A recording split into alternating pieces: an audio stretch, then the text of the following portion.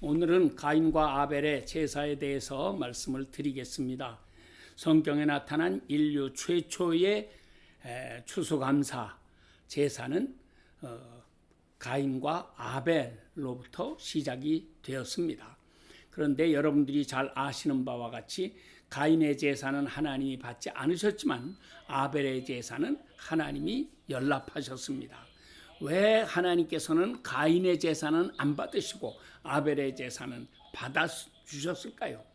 또 그 받아주셨는지 안 받아주셨는지 하는 것을 알지 못하게 하셨다면 좋았을 텐데 왜 그것을 본인들이 알 수 있도록 했기 때문에 오히려 가인이 아벨을 쳐 죽이는 불행한 사건이 생겨나게 된 것입니다. 일반적으로 구약 성경에서는 하나님 앞에 제사를 드릴 때 하나님께서 하늘에서부터 불을 내려 가지고 제물을 태우심으로 이렇게 제사가 연락된 것을 보여주었습니다. 노아의 때도 그렇고 아브라함에게 있어서도 그런 일이 있었고요. 그 후에 이제 모세 때에 와서는 첫 제사장 아론이 제사를 드릴 때에 이렇게 불로 이렇게 응답하시는 게 있고, 기드온도 양을 드릴 때에 불이 그건 바위에서 나와 가지고서 다 태우는 그런 일이 있었죠. 갈멜산에서도 역시 엘리야가 기도할 때 하늘에서 불이 내려와서 제물을 다 태웠습니다. 이렇게 하나님이 하늘에서 불을 내려가지고 태우면 하나님이 연락하시는 것이고, 불이 내려오지 않고 맹숭맹숭한 상태에 있으면 그것은 하나님이 연락하지 않으시는 것입니다. 그런데 구약시대의 몇 경우에서 우리가 이런 것을 보게 되지만, 그러면 현대에는 어떻게 될 것인가? 현대에도 만약에 우리가 제사를 드릴 때 또는 예배를 드릴 때 하늘에서 불이 내려와서 제물을 태우는 일이 생긴다고 하면 아마 놀라운 일이 일어날 것입니다. 여러분, 우리가 교회에서 예배 드릴 때 제물이 과연 무엇입니까? 우리가 드리는 헌금이 제물입니까? 그래서 헌금을 하늘에서 불이 내려서 다 태워버린다면 어떻게 되겠습니까? 하나님은 그렇게 하시지를 않습니다. 또 우리가 자신의 몸을 하나님 앞에 제물로 드립니다. 그래서 그 불이 우리 몸을 태우게 된다면 또 어떻게 되겠습니까? 여하간 하나님은 요즘에는 하늘에서 불을 내려서 태우시는 그런 일을 하시지 않고, 하나님은 성령의 불을 내려주셔가지고 하나님 앞에 예배하는 개개인이 자기의 예배를 하나님이 받으셨는지 안 받으셨는지를 알 수 있게 하셨지, 일반적으로 모든 사람이 알 수 있게 하시지는 않았습니다. 만약에 그런 사태가 또 일어난다면, 그런 일이 일어난다면 제2의 가인, 제2의 아벨이 얼마든지 탄생할 수 있어서 하나님 앞에 연락되는 예배를 드린 사람은 하나님께 연락되지 못하는 예배를 드린 사람으로부터 박해를 받게 되고 큰 고난 속에 빠지게 될 것입니다. 그래서 겉으로 보기에는 아무도 모르는 것 같습니다. 그러나 실상 하나님께 연락되는 예배를 드리는 사람은 가슴 속에 하나님이 성령을 부어주심으로 그들은 하나님이 내 예배를 받으셨구나 하는 것을 알 수 있도록 하십니다. 그래서 예배 때마다 성령의 불이 임해서 우리를 태워야 합니다. 우리의 죄악을 태우고, 우리의 나쁜 생각을 태우고, 우리의 잘못된 것, 과거에 죄 지은 것을 태우고, 이렇게 해서 우리를 자꾸 정결하게 만들고 하나님 앞에서 순수하게 만들어서 하나님의 거룩한 백성으로 살아가도록 하시는 것이 하나님의 역사인 것입니다. 우리가 이 놀라운 비밀을 깨닫고 가인과 아벨의 제사가 어떻게 달랐는가, 어떻게 하면 내가 드리는 예배를 하나님이 기쁘게 받아주실 수 있겠는가, 이것을 우리는 깊이 생각해야 하겠습니다. 첫째로 중요한 것은 감사하는 마음입니다. 진심으로 감사하는 마음이 있어서 내가 하나님 앞에 이 감사의 예배를 드려야 되겠다 하는가, 그렇지 않으면 남들이 하니까 나도 그저 덩달아서 하는 척 해야 할 것인가? 여러분들은 어떻습니까? 우리는 진심으로 하나님이 기뻐하시는 산 제사를 드리는 사람들이 돼야지 하겠습니다. 하나님 앞에 먼저 마음을 드려야 합니다. 우리가 하나님을 사랑해야 되고 이웃을 사랑해야 되는데 하나님을 어떻게 사랑하라고 말씀하셨느냐? 그 첫째로 나오는 게 마음을 다하고 그랬습니다.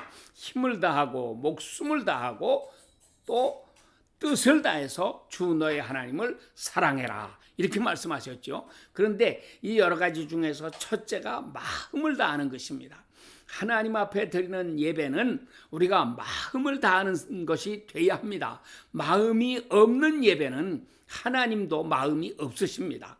그래서 우리 하나님 앞에 연락되는 산 제사를 드릴 수 있도록 정말 마음속에서부터 끓어오르는 감사함을 가지고 하나님께 제사를 하고 예배 드리는 사람들이 되어야지만 하겠습니다. 여러분, 추수감사절을 맞이합니다. 정말 하나님 앞에 감사하는 마음이 있습니까? 지난 1년 동안 베푸신 은혜에 감사합니까? 이제까지 내가 내 평생 살아온 모든 일에 대해서 하나님께 진심으로 감사하는 마음이 있습니까? 예물이 얼마나 많으냐 적으느냐 하는 것은 둘째 문제입니다. 첫째, 마음이 중요합니다. 그래서 그 마음에 합당하도록 우리가 정성된 예물을 하나님 앞에 드리는 것입니다. 인색한 마음으로 드리지 말고 마지못해서 하지 말고 남들이 하니까 체면치레로 하지 말고 정말 내 마음에서 끓어오르는 감사함을 가지고 하나님 앞에 예배드리는 그런 성도들이 되어야지만 하겠습니다. 둘째로 하나님이 받으시는 것은 우리의 죄에 대한 회개가 있느냐 없느냐 하는 것입니다.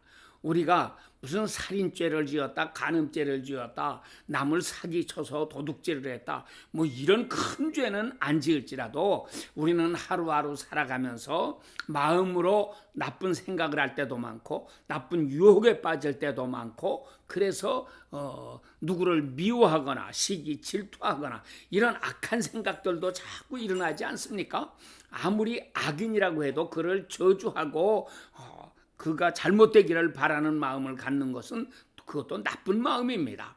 우리는 하나님 앞에서 항상 정결한 마음을 가지고 살도록 노력해야지 할 것입니다. 그래서 그것이 안 된 것 하나하나 내가 말 한마디로라도 남에게 상처를 주지 않았는가, 내가 행동 하나라도 남에게 불편을 끼치지 않았는가, 이런 것들을 생각하면서 하나님 앞에 정말 마음을 털어놓고 회개하는 그런 마음으로 하나님 앞에 예배할 때 하나님이 기뻐하시는 것입니다. 구약에서는 속죄의 제사나 속건제도 마찬가지지만 이렇게 짐승을 잡아서 바쳤습니다. 그래서 피를 흘리는 제사를 드렸습니다. 피 흘림이 있는 제사, 이것은 속죄의 제사입니다. 그래서 아벨은 양을 잡아서 그의 피를 드리는 그런 제사를 드렸지만 가인은 자기가 농사지은 그 농산물을 가지고서 이렇게 제사를 드렸습니다. 우리가 그 제물을 가지고 특별히 탓할 것은 아니지만 더 중요한 것은 하나님 앞에 진실로 감사하는 마음이 있느냐, 둘째 하나님 앞에 회개하는 마음이 있느냐, 이것이 중요한 것입니다. 셋째로 가인과 아벨에게 있어서는 믿음입니다. 믿음장이라고 하는 히브리서 11장 7절에 보면 믿음의 선진들에 대한 이야기를 말하는 중에 제일 처음 등장하는 인물이 아벨입니다. 아벨은 믿음으로 가인보다 더 나은 제사를 하나님께 드렸다, 이렇게 말씀을 했습니다. 가인도 잘 드렸어요. 그러니까 더 나은 제사라고 하는 건 가인은 잘못된 제사를 드렸고 아벨은 바른 제사를 드렸다, 이런 말씀이 아니고 가인도 잘하기는 했지만 아벨이 더 훌륭한 제사를 드렸다고 하는 것입니다. 그래서 아벨은 이렇게 감사하는 마음으로 드리고 속죄하는 마음으로 드렸고 그리고 믿음으로 드렸다고 하는 것이 중요한 것입니다. 믿음으로 하나님 앞에 나아가야 하겠습니다. 우리가 하나님 앞에 나아갈 때에 히브리서 11장 6절에 말씀하죠. 믿음이 없이는 하나님을 기쁘게 할 수 없다라고 단정합니다. 하나님께 나아가는 자는 그가 계신 것을 믿어야 되고 자기를 찾는 자들에게 상 주신다는 것을 믿어야 한다. 우리가 제사를 드릴 때에 또는 예배를 드릴 때에 주님이 내 앞에 계신 것처럼 이렇게 바라보면서 하나님 예배를 드리는 사람이 되어야 합니다.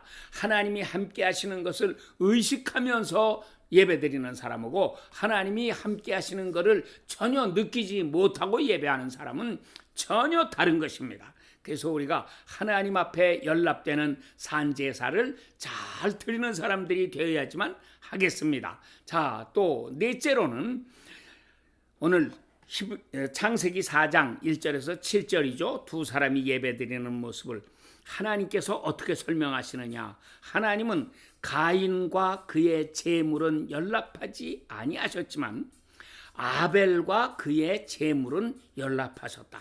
하나님이 제물만 받으시는 것이 아니라 그 사람과 함께 받으시는 것입니다.